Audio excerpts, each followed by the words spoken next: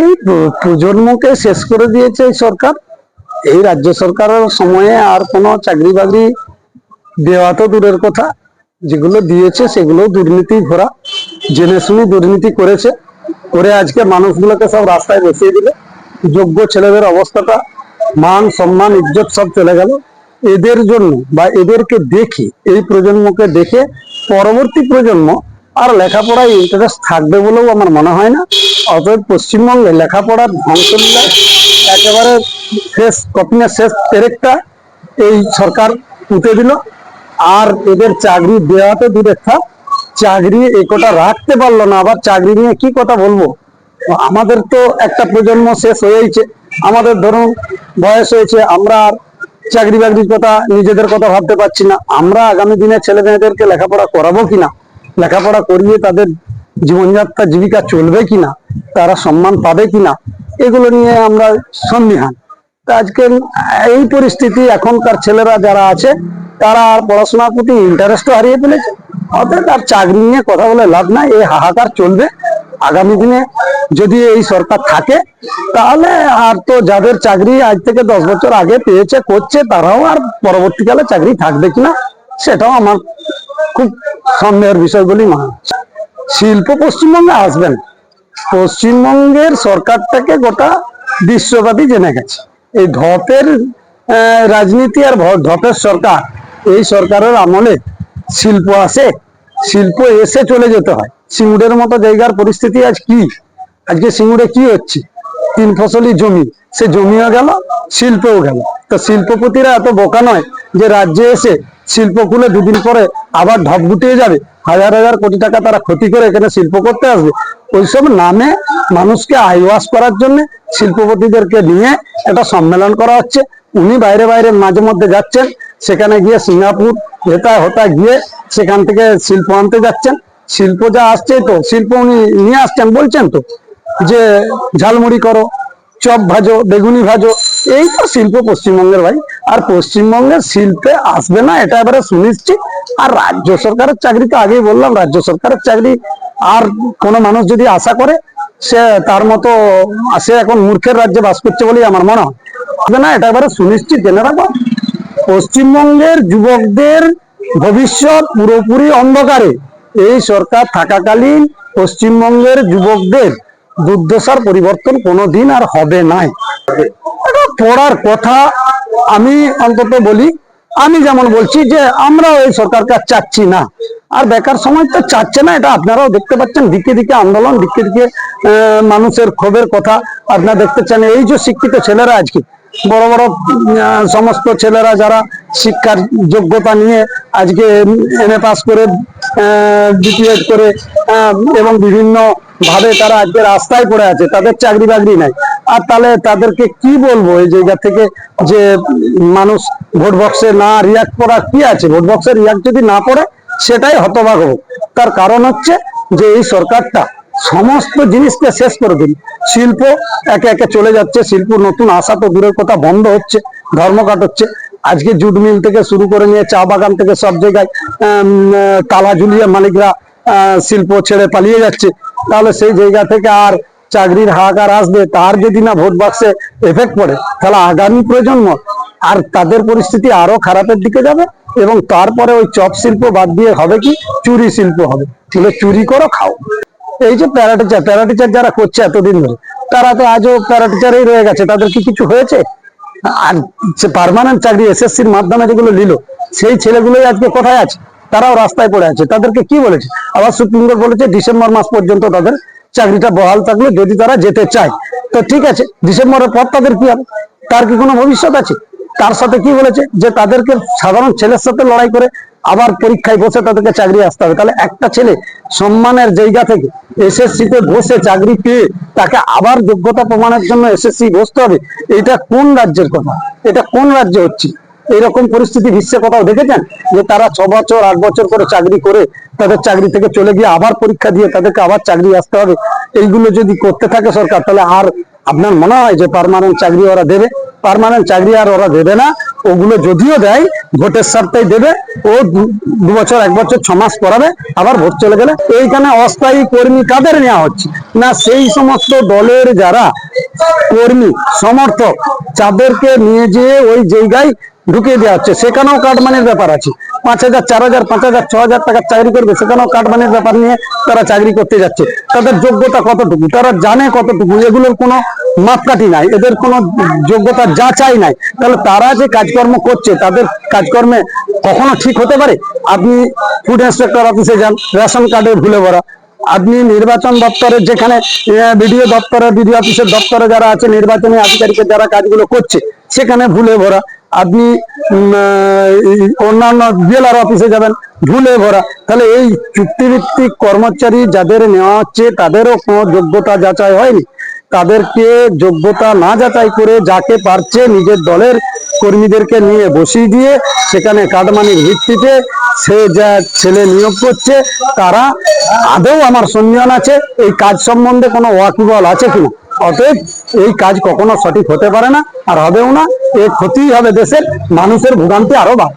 আমরা সাধারণ মানুষ, আমরা তো দেখতে পাচ্ছি যে বারে বারে ঘুরে ঘুরে আলা আমাদের একটা করে রেশন কার্ড যদি 4 বার করে সংশোধন করতে হয়, আর বিএলআর অফিসে যদি একটা জমির রেকর্ড করাতে দেওয়া হয়, তার যদি 5 বার করে দিতে হয়, এবং 5 বার করলেও বিএলআর অফিসে গেলে বিএলআর অফিসে ডাইরেক্ট কোনো কাজ হয়, সেখানেও সব এজেন্ট ভিত্তিক। সেই এজেন্ট দিকে দিয়ে তাদেরকে কাজ করাতে হচ্ছে, তারাই তার রেকর্ড বার করছে, তারাই সব করছে। তাহলে ওখানে কোনো কর্মীই নাই, তাহলে বিএলআর একাই বা কি করবে? শুধু বিএলআর দোষ দিয়ে লাভ নাই। ওই চুক্তিভিত্তিক কর্মচারীরা, ওই যে সমস্ত ছেলেদেরকে নিয়োগ করা হচ্ছে, তারা কোনো কাজের কিছুই জানে না। তাহলে পুরোটাই ভুল, আর ভুল করছে তারা, আর সাধারণ মানুষ একা হচ্ছে।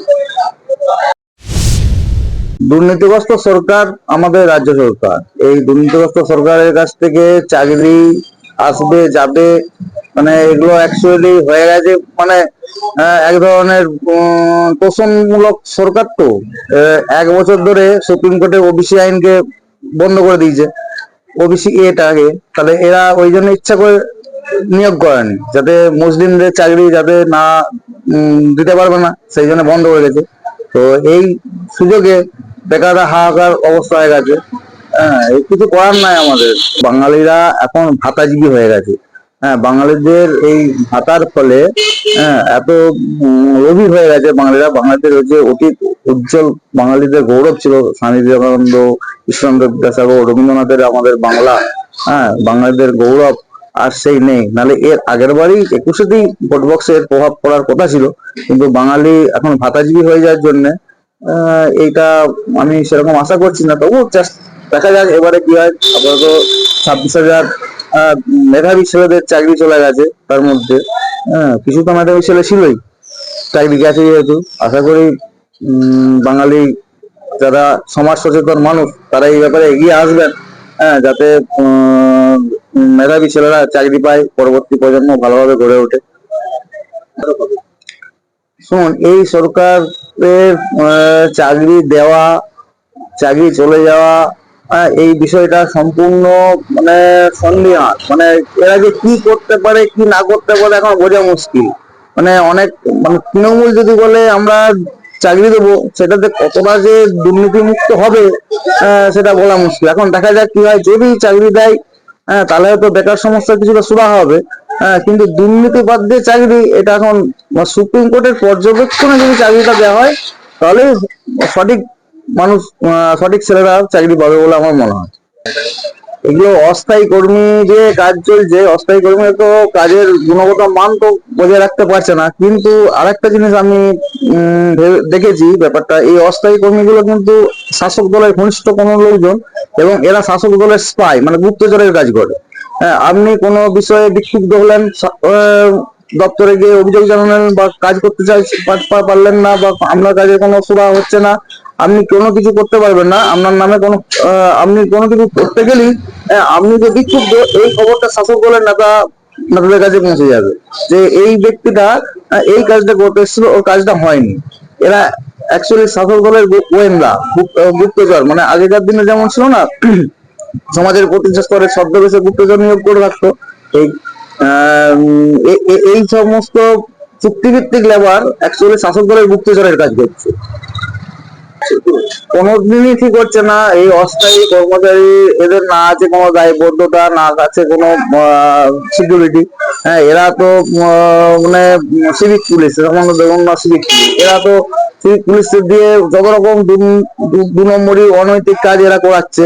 অথচ কোর্টে যখন ধরা পড়ছে তখন সিভিক পুলিশের দোহাই দিয়ে রাজ্য সরকার বেরিয়ে যাচ্ছে। তাহলে এই মানে কি বলবো, এই সব অস্থায়ী কর্মীদের নিলে কি হবে, রাজ্যের যে গুণগত মান, সেই গুণগত মান ক্রমশ পিছিয়ে যাচ্ছে। এবং আমরা সারা ভারতের স্থান ছিল স্বাধীনতার পরবর্তীকালে 1, 2, 3 নম্বরের মধ্যে, আমরা এখন শেষের দিকে 1, 2, 3 নম্বরে এসে গেছি। আমাদের রাজ্যে যা মানবতার পথ ছিল, তারা ভারতবর্ষ গোটা বিশ্বে তার কাজ ছিল। বিশ্বের সমস্ত ইংল্যান্ড আমেরিকা প্রত্যেক দেশে বাঙালি সায়েন্টিস্ট, বাঙালি সবকিছু তার কাজ করতো। কিন্তু এখন ভারতবর্ষের ওই অযোগ্য শিক্ষক দীর্ঘ ওই 15 বছর ধরে ইয়ের ফল যোগাযোগের ফলে, হ্যাঁ, এখন ভারতবর্ষের বাঙালিদের গুণগত মান ক্রমশ নিচে নেমে গেছে এবং ভারতবর্ষ শিল্প, শিক্ষা, সংস্কৃতি সমস্ত দিক দিয়ে ক্রমশ পিছিয়ে পড়েছে। দিদি ক্ষমতায় আসার পরেই বলেছিল ডবল ডবল চাকরি হবে, ডবল ডবল কাজ হবে, তো সেসব তো হয়নি।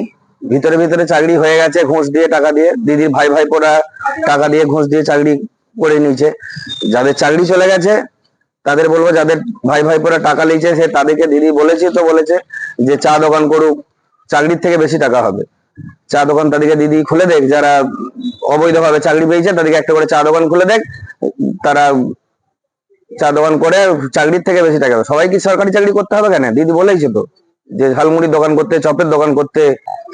দেখুন, শিল্প প্রতি বছর দিদি ওটা একটা মানে একটা কি বলবো মেলার মতো শিল্প মেলা তৈরি হচ্ছে। তো এটার কোনো কার্যকারিতা কিছু নেই। টাটারা এলো, দিদি বিদায় করে দিল, বেকাররা চাকরি পাচ্ছেই না। কোথায় দিদি সৌরভ গাঙ্গুলিকে নিয়ে যে এখানে ইস্পাত কারখানা হবে, সেই ইস্পাত কারখানার অস্তিত্ব আছে বলে এখনো মনে হয়নি। বেকাররা চাকরি হবে না, অন্য রাজ্যে চলে যাচ্ছে দলে দলে, এই রাজ্য থেকে অন্য রাজ্যে যেয়ে কাজ করছে প্রত্যেকেই। বেকারদের চাকরি নাই, আজকে ঘুরে বেড়ানো হচ্ছে। আমি একজন শিক্ষিত ছেলে, বেকার, কোনো চাকরি নাই, আর অথচ ভিতরে ভিতরে প্রচুর চাকরি দেখিয়ে দিচ্ছে দিদি। এইভাবেই হয়েছে, অবৈধভাবে চাকরি হয়েছে। দেখুন, বেকারত্বের হাহাকারের চাপ দিদি, যদি ঠিকঠাক ভোট হয় এখানে, দিদির দল ক্ষমতায় থাকবে নি, আর সেভাবেও হয়নি। আজকে এর আগেও যে ইলেকশন গুলো হয়েছে আর হয়েছে, দিদির দল ক্ষমতা থেকে কখন চলে গেছে, যে অবৈধভাবে ভোট বাক্স চুরি করিয়ে, ভোট বাক্স ইয়ে করে লুট করিয়ে, গণনা কেন্দ্রে লুট করিয়ে তারা জিতে আছে। কোনো মানুষ কিন্তু স্বেচ্ছায় এই দলকে ভোট দেয়নি। এই বেকার ছেলেরা কি করবে? বেকার ছেলেরা এই সরকারকে ভোট দেয়নি। দেখুন, এই অস্থায়ী কর্মীগুলো কখন নেওয়া হচ্ছে, কিভাবে নেওয়া হচ্ছে, এগুলো সব তৃণমূলের ক্যাডারদের, যারা তৃণমূলের চামচিগিরি করে, সেই সব ক্যাডারদের ছেলেদেরকে অবৈধ কিছু পয়সা নিয়ে তাদেরকেই ঢুকিয়ে দেওয়া হচ্ছে। ঠিক আছে, তারা কি পাস কি তাদের কোনো ডকুমেন্টসে ঠিক নেই বা নাই, তাদেরকে চাকরিতে ঢুকিয়ে দেওয়া হচ্ছে। হয়তো দেখা যাবে তারা ভালোভাবে মাধ্যমিক যা হোক করে দিয়ে দপ্তরে ঢুকে গেছে, তৃণমূলের ক্যাডাররাই ঢুকে গেছে পয়সা দিয়ে। তাহলে সেটা ভালোভাবে কাজ হবে কি? একজন শিক্ষিত বেকার ছেলে, উচ্চ শিক্ষিত, তারা যে সে কাজটা করতে পারবে, আর একজন সাধারণ তৃণমূলের ক্যাডাররা এই সব যদি ঢুকে, তাহলে সেই কাজ ভালো হয়? এই সম্পত্তিকালে কিছুদিন আগে একজন দেখলেন দত্ত টাইটেলকে কুত্তা করেছে, তাহলে তারা স্পেলিং জানেনি, বানান জানেনি, এইভাবে ঢুকিয়ে দিচ্ছে পয়সার জন্য। ভিতরে ভিতরে তারা ওই তৃণমূল চামচাগিরি করে, তাদেরকে ঢুকিয়ে দিচ্ছে অবৈধভাবে অস্থায়ী কর্মী হিসাবে। না, কি করে ঠিক হবে? এই গুণগত মানে ঠিক হবে যে উচ্চশিক্ষিত একটা ছেলে সেই দপ্তরে কাজ করলে সে যে ঠিকঠাক কাজটা করতে পারবে, একজন সে কিছুই জানে না, আর জানে না, পয়সার বিনিময়ে, ভিতরে পয়সার বিনিময়ে তারা বা এই দল করে, এই দলের চামচিগিরি করে তারা ঢুকে কাজগুলো করছে, তাহলে সেটা কি ঠিকঠাক হবে? অশিক্ষিত বা কম শিক্ষিত ছেলেরা যা হোক করে পাস করেছে, এই ছেলেগুলো যদি এই দপ্তর চালায়, তাহলে অবশ্যই ভুল হবে। এর গুণগত মান কখনোই ঠিক হবে না। জানে না কিভাবে ফর্ম ফিল আপ হবে, কিভাবে হবে, বানানই জানে না, স্পেলিংই জানে না। আপনি দেখবেন অধিকাংশ লোক বানানো ভুল, চাকরি কিছুতেই দিতে পারবে না, কেন এই চাকরিগুলোরই নিষ্পত্তি করতে পারেনি, অবৈধভাবে ঢুকিয়েছে, টাকা ঢুকিয়ে চাকরিগুলো। আর সম্পত্তি এইভাবে চাকরির লোভ দেখিয়ে প্রতি বছর বছর ডবল চাকরি হবে, এই চাকরি হবে করে যা মন যায় মিথ্যে প্রতিশ্রুতি, মিথ্যে ঢপ, প্রত্যেকটা মিথ্যে কথা বলা। একবারে মানে কি বলবো, এই রাজ্য সরকার, মানে আমরা শ্বাস বন্ধ হয়ে যাচ্ছে রাজ্যবাসীদের। কি বলবো দিদি, তো মানে কি বলবো, অবৈধ নিজের দলই চুরি করছে, নিজেরই ভাই ভাই পরে চুরি করে নিজের দলই বেরিয়ে যাচ্ছে মিছিলে যে চোর, তারা চুরি করো চুরি করো। আর দিদি দেখে দিচ্ছে সুপ্রিম কোর্টকেও বিজেপির দপ্তর বলে দিদির দাগে দেখে দিচ্ছে। আর সব বিচার, সব বিচারপতি সবাই অন্য দলের, দিদি দেখে দিচ্ছে। তাহলে সেই বিচারে ঠিক হবে না, বর্তমানে চাকরিরও কোনো ইয়ে হবে না। চাকরি দিলেও সে অবৈধ ভাবে দিবে, স্বচ্ছ ভাবে কোনো নিয়োগ করতে পারবে না। পুরো দপ্তরটাই অস্বচ্ছ। তো প্রত্যেক এসএসসি বলুন, পিএসসি বলুন, পুরো দপ্তরটা কোনোভাবে স্বচ্ছভাবে কিছু করতে পারবে না। আর দেখুন, এই রাজ্য সরকারের যে স্কুলগুলো আছে প্রাইমারি লেভেল থেকে, বইগুলো কি করেছে, বইয়ের গুণগত মান কোনো ঠিক নেই, কোনো প্রশ্নের ঠিক নেই। বইগুলো কি বলবো, ওই নাম দিয়ে আর দিয়ে গল্পের ছলে, কোনো কোশ্চেন নেই, বইগুলোর কোনো ভ্যালু নেই। এই পড়াশোনা করলে আর দিন দিন শিক্ষার মান কমে যাচ্ছে। ওই যাচ্ছে সব থালা বাজি বাজি মিড ডে মিল খাচ্ছে, হয়তো ঘরে গিয়ে ফেলে দিয়ে চলে আসছে। মানে কিছু লোকের পেট ভরানো হচ্ছে, পড়াশোনার কিছু হচ্ছে না। পাস ফেল তো তুলে দিয়েছে, 8 পর থেকে পাস ফেল করলে ভালো হতো, কিন্তু পাস ফেল তুলে দিয়ে আজকে পড়াশোনার কোনো লেভেল নেই। মাধ্যমিক পড়াশোনা, মাধ্যমিক পাস, কোনো মানে কি পড়াশোনার দিকে কোনো ইয়ে নাই। কি বর্তমানে সোশ্যাল মিডিয়া, ইউটিউবার সব মেনে যাচ্ছে, কিন্তু পড়াশোনার প্রতি ঝোঁক নেই যে একটা চাকরি করব আর করব। এ রাজ্যে কিছু হবে না। এখানে কিছু পড়াশোনার ছেলেরা আর পড়াশোনা করতেই চায়নি, আড্ডা মারছে, মোবাইল নিয়ে পড়ে থাকছে। আর রাজ্য সরকারের বইয়ের কোনো গুণগত মান নেই। আর শিক্ষার ব্যবস্থা একেবারে ভেঙে পড়েছে এই সরকারের আমলে। এই রাজ্যে নতুন করে কোনো নিয়োগ হবে না, দুর্নীতি ছেয়ে গেছে। আর নতুন করে রিক্রুটমেন্টও হবে না, কিচ্ছু করতে পারবে না রাজ্য সরকার। চাকরি পাওয়া যাচ্ছে না, এটাই বাস্তব কথা। কারণ আমরা যদি আজকে দেখি যে 2014 সাল থেকে 2025 সাল পর্যন্ত কেন্দ্রীয় সরকারের যেভাবে শাসনকালেতে যেভাবে যে পরিকাঠামো তৈরি করেছে, সেখানে কেন্দ্রীয় সরকার যদিও দাবি করছেন যে আমরা বহু চাকরি দিয়েছি বা আমরা দেশের জন্য অনেক কিছু করছি, কিন্তু আলটিমেটলি সেগুলি সেই ফানুসের মতোই। তার কারণ তার সেই বক্তব্যের সাথে বাস্তবতার মিল নেই, এবং দেশের অর্থনৈতিক কাঠামো দিনের পর দিন খারাপ হচ্ছে। তার একটাই কারণ, সেটা হচ্ছে যে ইকুয়াল ডিস্ট্রিবিউশন অফ ওয়েলথ, এই কনসেপ্টের উপর ভিত্তি করে ভারতবর্ষের অর্থনীতি আর দাঁড়িয়ে নেই আজকের দিনে। এই 14 সাল থেকে যে 10 বছর কি 11 বছর হচ্ছে 25 সাল পর্যন্ত, কারণ মনমোহন সিং ছিলেন যিনি দাদেন ফিনান্স মিনিস্টার ছিলেন, পরবর্তীকালীন আমাদের ভারতবর্ষের প্রধানমন্ত্রী হয়েছেন, এবং তিনি যে ইকোনমিক গ্রোথ ভারতবর্ষকে উপহার দিয়েছিলেন, সেটির বলে দাঁড়িয়ে আজ পর্যন্ত ভারতবর্ষ চলছে। এবং আমার মনে হয়, এটা আমার ব্যক্তিগত মতামত, যে কেন্দ্রীয় সরকার চাকরির ক্ষেত্রে সাধারণ মানুষকে রুজি রোজগার জোটাতে ব্যর্থ। যে এই সাধারণ মানুষের বা যারা চাকরি করছিল তাদের চাকরি চলে যাচ্ছে, তার একটাই কারণ, আমাদের মাননীয় সর্বোচ্চ ন্যায়ালয় সেখানে যিনি বলেছেন, যে রায় দিয়েছেন, সেই রায়েতে চাকরি গেছে, এটা বাস্তব। কিন্তু দেখতে হবে কেন গেল। তার কারণ আর্থিক দুর্নীতি, এবং এই চাকরি ক্ষেত্রে টাকা নিয়ে চাকরি পাইয়ে দেওয়া, এবং সেই কারণেই আজকে চাকরি গেছে। আমার ব্যক্তিগত মতামত, যদি সেই জায়গায় আজকে এসএসসি যদি চাকরির জন্য যারা যোগ্য বা অযোগ্য, যোগ্য এবং অযোগ্য, এই লিস্ট যদি ওনারা সঠিকভাবে প্রদান করতেন, তাহলে যে কজন যোগ্যের চাকরি গেছে সেটা হয়তো যেত না। এই ব্যর্থতার দায় আমাদের রাজ্য সরকার। বিধানসভা ভোট তো রাজ্যের জন্য, আমাদের পশ্চিমবঙ্গের জন্য। আর বাঙালি আত্মবিস্মিত এক জাতি, সেই জায়গায় যদি এখনো বাঙালিরা বুঝতে পারেন বা বুঝতে চান, তাহলে এর ছাপ বিধানসভা ভোটে পড়া উচিত। তার কারণ ভারতবর্ষের সংবিধানে directive principle of state policy বলে একটি অধ্যায় আছে। সেই অধ্যায়ে সরকার থাকবে না সেটার দায়িত্ব দেয়া আছে তার ভোটারদের উপর। যদি কিছু ভাতা বা অনুদানের উপর ভিত্তি করে মানুষ চায় যে কোনো ব্যর্থ রাজ্য সরকারকে রেখে দিতে, তাহলে তাদের ক্ষেত্রে যে মেজরিটি অফ দা পিপল যা ঠিক করবেন, তার ফল ওটা এই বঙ্গবাসীকে ভোগ করতে হয়। মাননীয় প্রধানমন্ত্রী আছেন, উনি বলেন যে পকোড়া ভাজতে বলেন ইঞ্জিনিয়ারদের, ঠিক সেরকম আমার এই পশ্চিমবঙ্গের যিনি সর্বোচ্চ জায়গায় আছেন মাননীয় মুখ্যমন্ত্রী, তিনিও বলেন যে কোনো কাজই ছোট নয়। তাহলে চপ ব্যবসা, পড়াশোনা করে চপ ব্যবসা করে ডবল ডবল আয় পাওয়া যায়। এটা আমাদের বাঙালি জাতির ব্যর্থতা যে আজকের দিনে যোগ্য এবং অযোগ্য এর নিরীক্ষণ না করার জন্য কিছু কতিপয় স্বার্থান্বেষী মানুষ, যারা মানুষকে ভুল বুঝিয়ে টাকা রোজগার করেছেন এবং যারা টাকা দিয়ে চাকরি পেয়েছেন, তাদের জন্য অনেক শিক্ষিত যোগ্যদের চাকরি হারাতে হলো। এ দায় সরকারের। আমার ব্যক্তিগত মতামত, অস্থায়ী কর্মী দিয়ে কোনো স্থায়ী দপ্তর চালানো যায় না। যারা কর্মকর্তা আছেন তারা এর যে ফল তা হাতে হাতে ভোগ করছেন।